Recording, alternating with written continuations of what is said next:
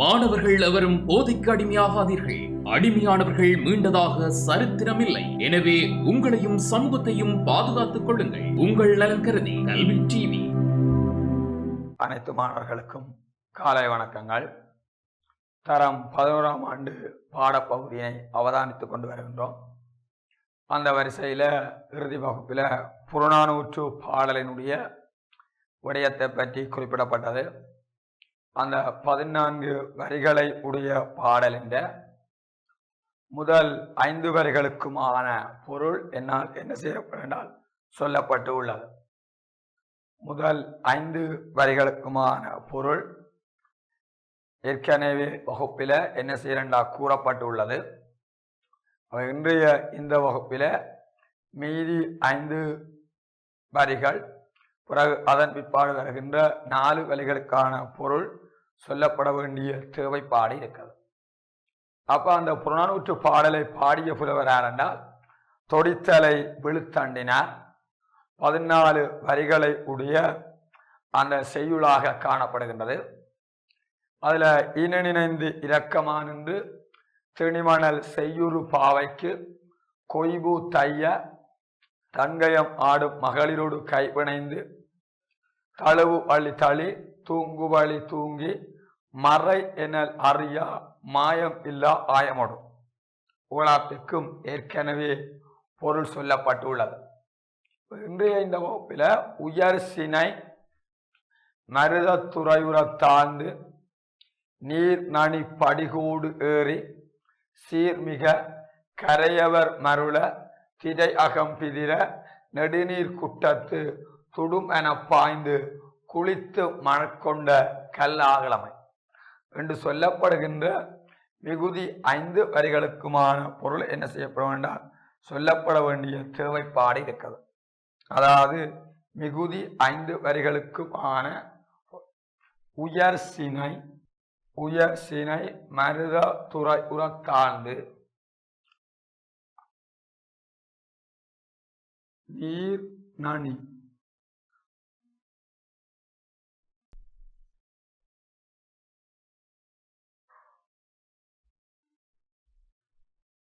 உயர் சினை மருதத்துறையுற தாழ்ந்து நீர்நனி படிகோடு ஏறி சீர்மிக கரையவர் மருள திரியகம் பிதிர நெடுநீர் குட்டத்து துடுமன பாய்ந்து குளித்து மணற்கொண்ட கல்லாகலமை. இது மிகுதி 5 வரிகள். ஏற்கனவே 5 வரிகள் சொல்லப்பட்டுள்ளது. இன்றைக்கு இது 5 வரி, அதை விட 4 வரி இருக்கிறது. எல்லாமாக 14 வரிகளை உடைய ஒரு பாடல். உயர் சினை மருத துறை உரத்தாண்டு நீர் நனி படிகோடு ஏறி சீர்மிக கரையவர் மருள திரியகம் விதிர நெடுநீர் குட்டத்து துடும் என பாய்ந்து குளித்து மணற்கொண்ட கல்லாகலமை. இதுல பாத்தீங்கன்னா உயர் சினையண்டா என்னதை குறிக்கிறா உயர்ந்த கிளைகளை உடைய. இதுல சினை என்பது என்னதை குறிக்கிறா கிளைகள் என்ற அர்த்தத்தை குறிக்கிறது. உயர்ந்த என்னத்தை உடையவண்டா கிளைகளை உடைய. உயர் சினியண்டா உயர்ந்த கிளைகளை உடைய. உயர்ந்த அந்த கிளைகளை உடைய. மருத என்பது மருத மரத்தின் உயர்ந்த கிளைகளை உடைய மருத மரத்தினுடைய அந்த உயர்ந்த கிளைகளை உடைய மருத மரத்தினுடைய துறையண்டா நீர்த்துறையை குறிக்குது. நீர்த்துறை என்பது என்னதை குறிக்கிறண்டா பொய்கையை குறிக்குது. பொய்கையை உரத்தாழ்ந்தண்டா தொடும்படி தான். அதாவது தொடும்படி என்ன செய்யண்டா தாழ்ந்து அல்லது வேறு என்னன்னு சொல்லாண்டா பதிவாக. அதாவது அந்த பொய்கையை தொடும்படியாக அவைகள் அந்த கொம்பிலே ஏறி, அதாவது நீருக்கு அருகிலே உள்ளபடி உள்ள அந்த கொம்பிலே ஏறி சீர்மிகவண்டா அழகு மிகுந்த என்ற அர்த்தத்தை குறிக்கிறது. சீர்மிகவண்டா அழகு மிகுந்த கரையவரண்டா அந்த கரையில உள்ளவர்கள். கரை அவரண்டா என்னண்டா அந்த கரையில அந்த அழகு மிகுந்த கரையில உள்ளவர்கள். மருளவண்டா வியப்படையும் வண்ணம், அதாவது கரையில உள்ள ஆக்கள் வியப்படையும் வண்ணம். திரை அகமண்டா அலையினுள், திரை என்பது அலை, அகமண்டது உள் என்பதை குறிக்குது, அலையினுள். பிதிரவண்டா என்னண்டா நீர்த்தி வலைகள் தெறிக்க. பிதிரவண்டா என்னதை குறிக்கிறா நீர்த்தி வலைகள் தெறிக்க. நெடுநீரண்டா நீண்ட நீர் உள்ள, நீண்ட அந்த நீர் உள்ள. அந்த குட்டம் என்பது மடு என்ற அர்த்தத்தை குறிக்கிறது. அந்த நீண்ட நீருள்ள அந்த குட்டத்தில். துடும் எனவண்டா துடும் என்ற ஒலியுடன், துடும் என்ற எண்ணத்துடன் ஞாபகப்படுத்துங்கோ, ஒலியுடன். இது ஒரு ஒலிக்குறிப்பு சொல். துடும் என என்பது ஒரு ஒலிக்குறிப்பு சொல். என பாய்ந்தால் அந்த சத்தத்தோட அந்த நீரின் அலைகளுக்குள்ள என்ன செய்தாண்டா பாய்ந்து, துடுமன்ற ஒலியோட அந்த நீருக்குள்ள பாய்ந்து. குளித்தண்டா என்னண்டா நீரில மூழ்கி. குளித்து என்பது என்னத்தை குறிக்குதுண்டால் நீரில மூழ்கி. மணல் கொண்டவண்டால் மணலினை எடுத்து வந்து காட்டிய, மணலினை என்ன செய்தா எடுத்து வந்து காட்டிய, மணலினை எடுத்து வந்து காட்டிய. கல்லா இளமை என்னென்றால் எதனையும் ஆராயாத அந்த என்ன பருவத்தை குறிக்கிறண்டால் இளமை பருவம். எதனையும் என்ன செய்யாதவண்டா ஞாபகப்படுத்துங்கோ, ஆராயாத, எந்த ஒரு விடயத்தையுமே ஆராயாத அந்த இளமை பருவத்தினை உடைய அந்த ஆடவர்கள் என சொல்லப்படுது. எதனையுமே ஆராயாத அந்த இளமை பருவத்தை உடைய அந்த ஆடவர்கள் என குறிப்பிடப்படுது. உயர் சினி என்றால் உயர்ந்த கிளைகளை உடைய, மருத அண்டா மருத மரத்தின் துறை அண்டா நீர்த்துறையினை, உரத்தாண்டா தொடும்படி தாழ்ந்து, நீரண்டா நீருக்கு, நனியண்டா அருகிலே, படியண்டா உள்ளபடி உள்ள அந்த கொம்புல ஏறி அழகு மிகுந்த அந்த கரையிலே உள்ளவர்கள்.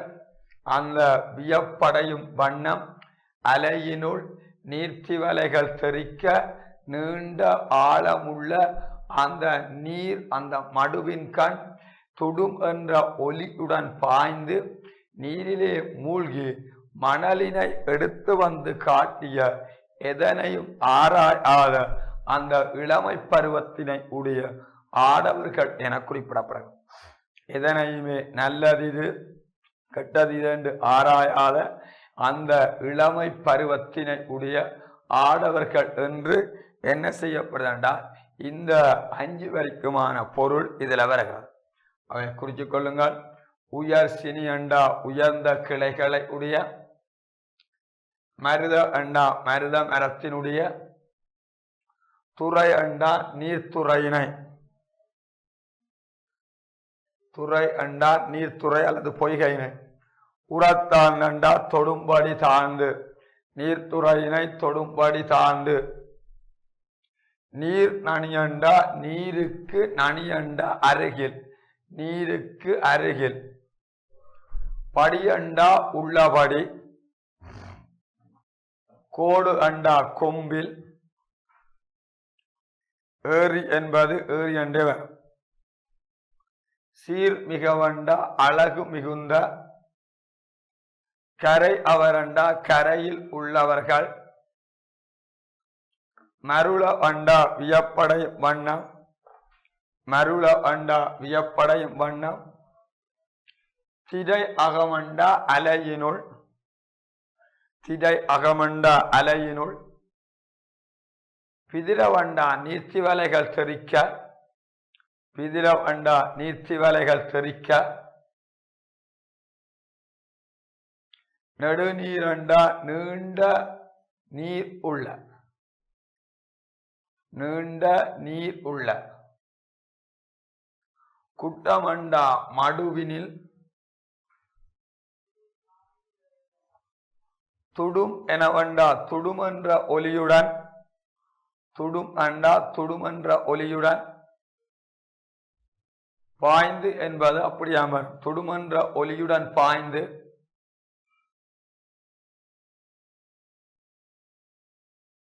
குளித்தண்டா நீரில் மூழ்கி, மணல் என்றால் மணலினை, மணல் என்பது மணலினை,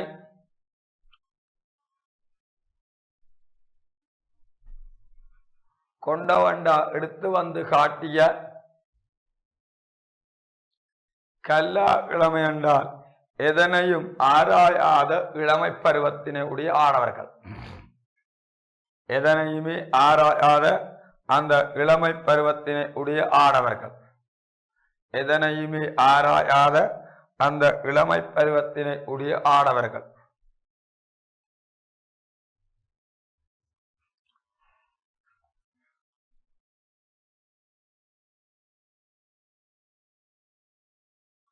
கிள பொருள் எழுதுங்கள். உயர்ந்த கிளைகளை உடைய மருத மரத்தின் நீர்த்துறையை தொடும்படியாக, நீர்த்துறையினை தொடும்படியாக, நீர்த்துறையினை தொடும்படியாக, நீர்த்துறையினை தொடும்படியாக தாழ்ந்து, நீர்த்துறையினை தொடும்படியாக தாழ்ந்து, நீருக்கு மிக அண்மையிலே உள்ள, நீருக்கு மிக அண்மையிலே உள்ள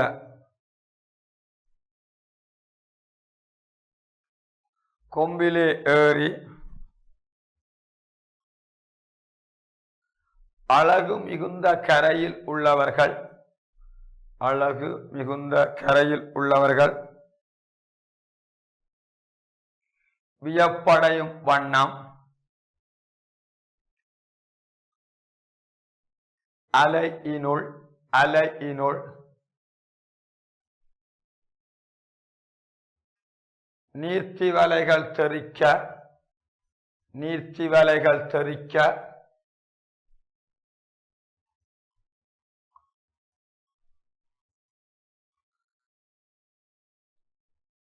நீண்ட ஆழம் உள்ள நீர்,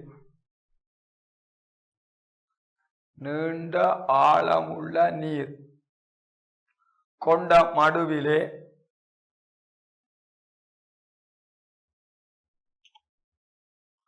துடும் என்ற ஒலியுடன் பாய்ந்து, துடும் என்ற ஒலியுடன் பாய்ந்து,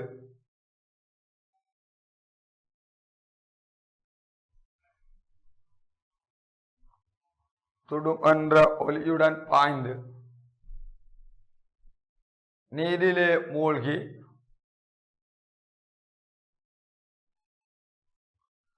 மணலினை எடுத்து வந்து காட்டிய, மணலினை எடுத்து வந்து காட்டிய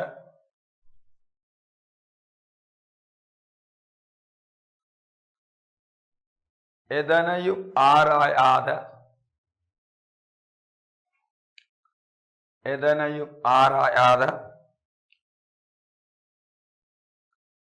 இளமை பருவத்தினை உடைய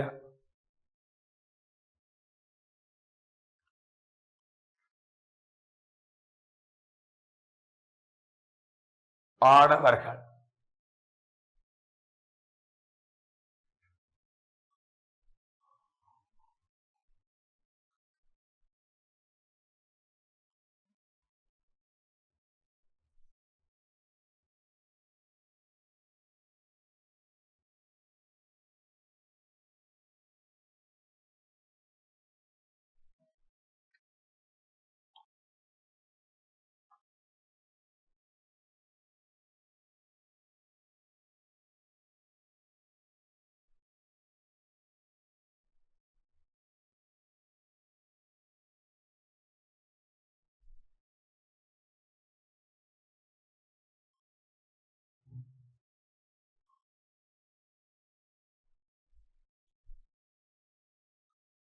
இன்னும் 4 வரி இருக்குது. அழிதோ தானோ,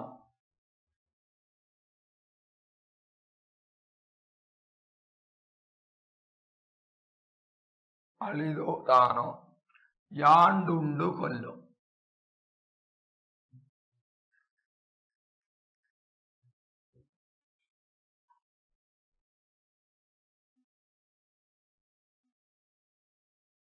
யாண்டுண்டு கொல்லும். தொடித்தலை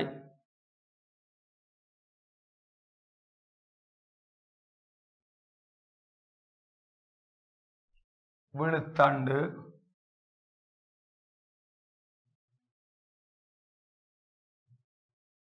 தொடித்தலை விழுத்தண்டு ஊன்றி தொடித்தலை விழுத்தண்டு ஊன்றி நடுக்குற்று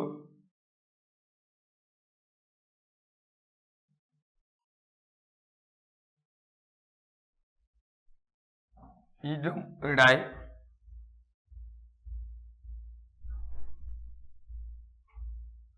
மிடந்த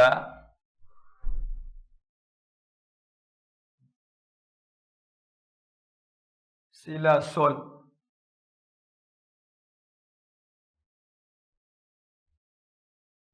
பெருமூதாளரே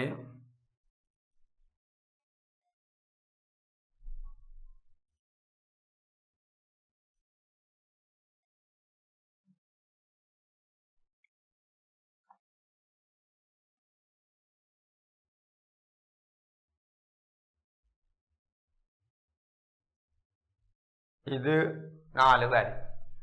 அழிதோ தானோ யாண்டுண்டு கொல்லோ தொடித்தலை விழுத்தண்டு ஊன்றி நடுக்குற்று இடும் இடை மிடந்த சில சொல் பெருமூதாளரை ஆகியவக்.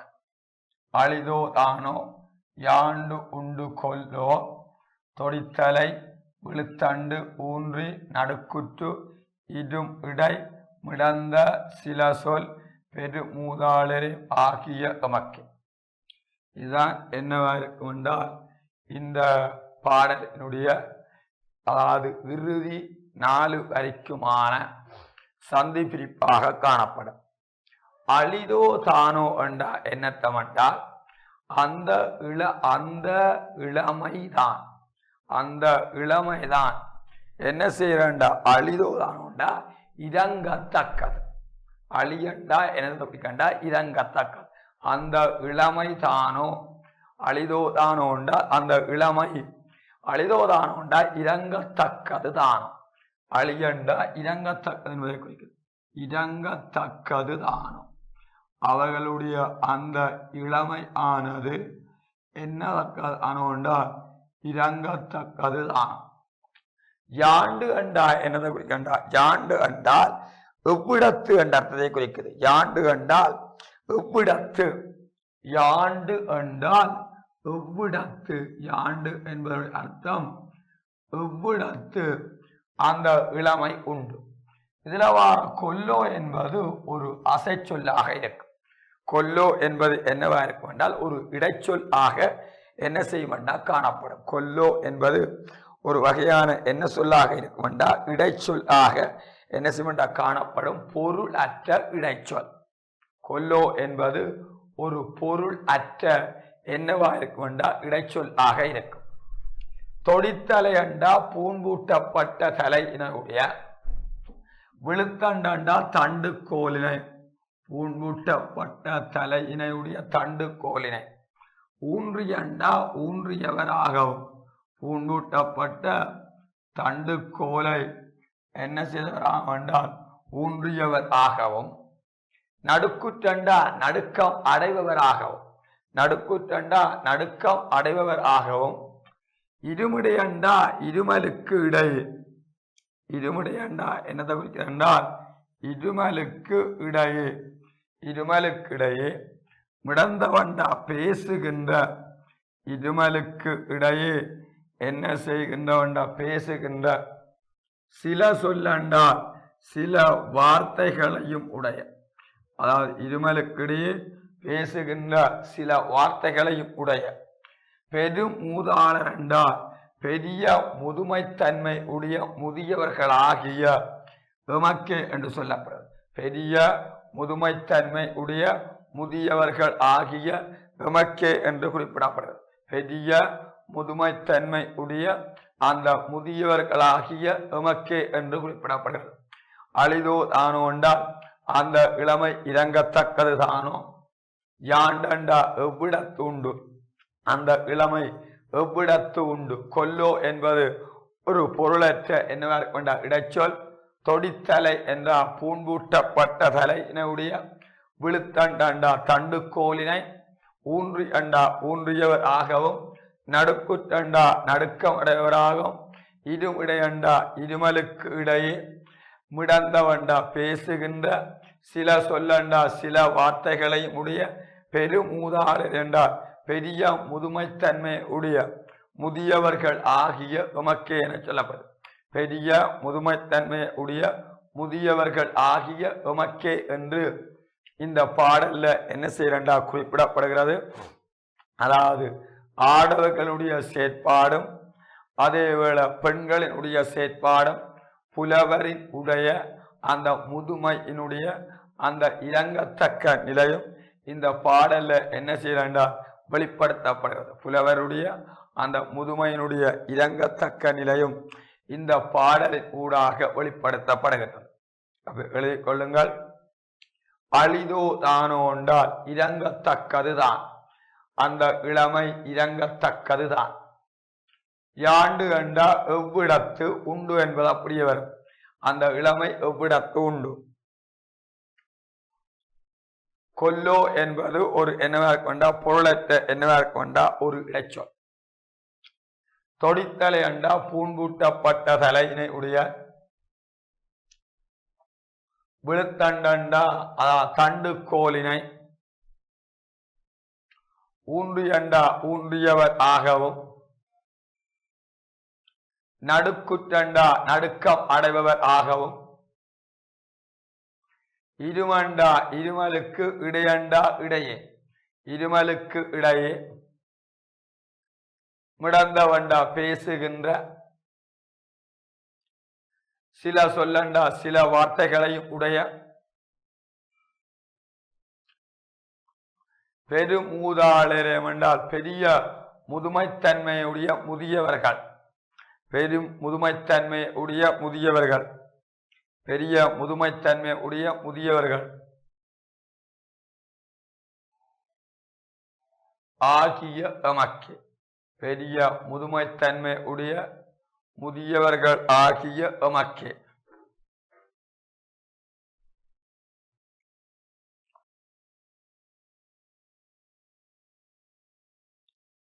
என குறிப்பிடப்படுகின்றன.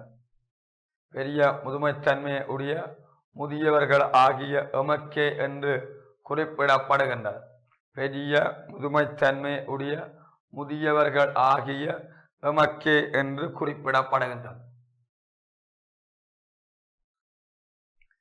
அவை ஒரு 14 வரிகளை உடைய ஒரு பாடல். தொடித்தலை விழுத்தண்டினாரால பாடப்பட்டது. திணை பொதுவியல், துறை கையறு நிலை.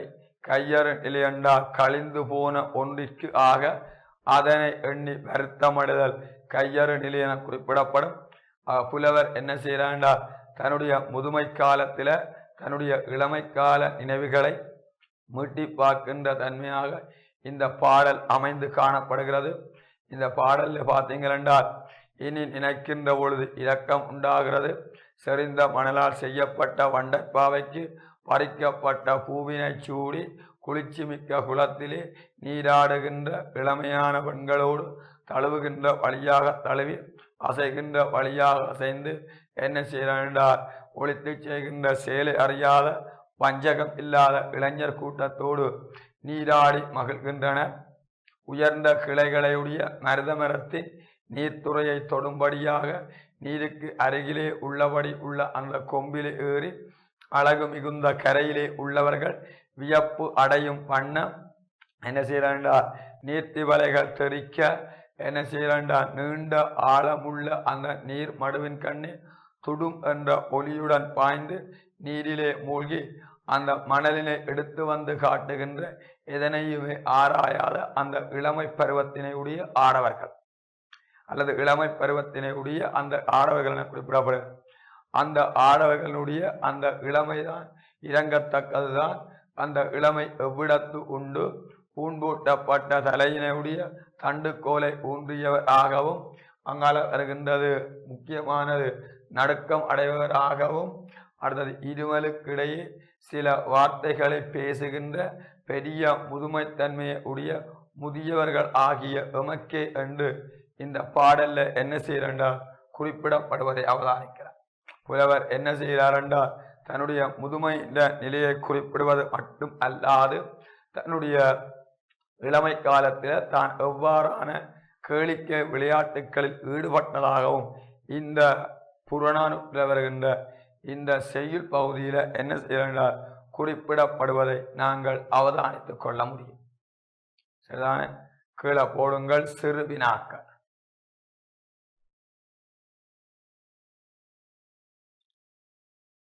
இனி நினைந்து இரக்கமான் என்று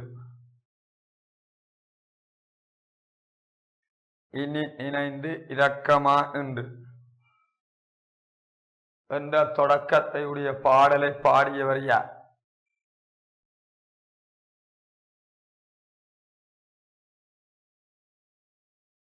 என்ற தொடக்கத்தை உடைய பாடலை பாடியவர் யார்?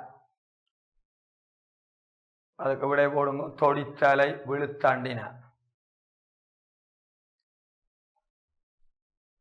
இப்பாடலுடைய திணைகம துறை என்பவற்றை தருக. இப்பாடலுடைய திணைகம துறை என்பவற்றை தருக.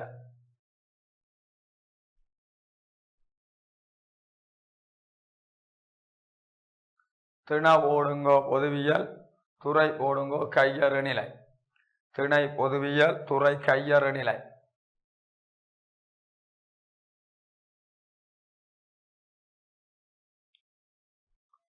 கையறு நிலை என்றால் என்ன?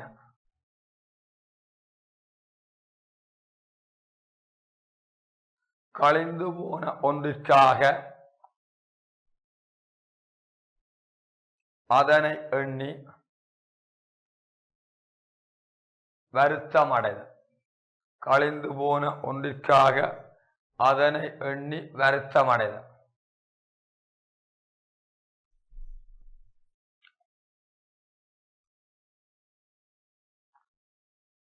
இப்பாடலிலே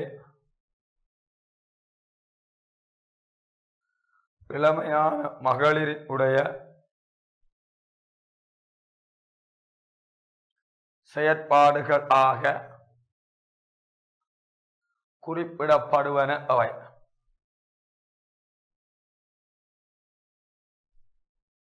ஒன்று, வண்டல் மண்ணால் பாவை செய்தல். வண்டல் மண்ணால் பாவை செய்தல். அந்த பாவைக்கு பூக்களை பறித்து வந்து சூடுதல். அந்த பாவைக்கு பூக்களை பறித்து வந்து சூடுதல்.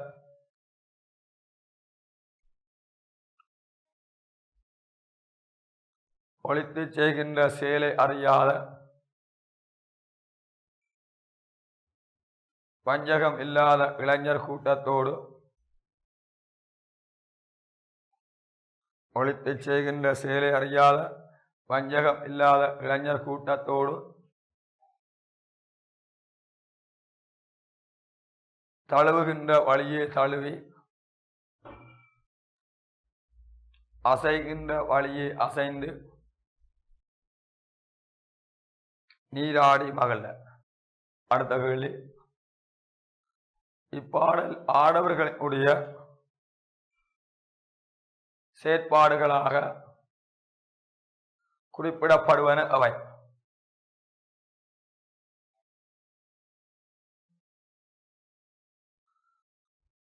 இளமையான பெண்களோடு நீராடி மகிழ்தல்,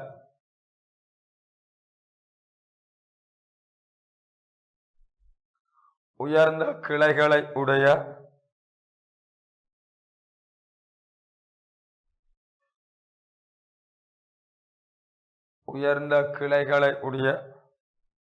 மருத மரத்தின் நீர்த்துறையை தொறும்படியாக தாண்டு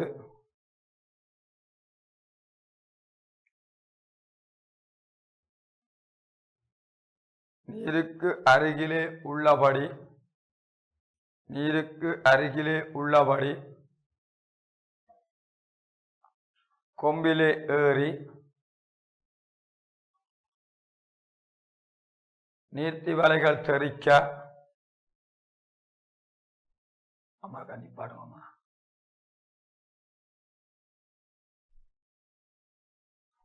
நீர்த்தி வலைகள் தெறிக்க பொய்கையினுள் பாய்தல்.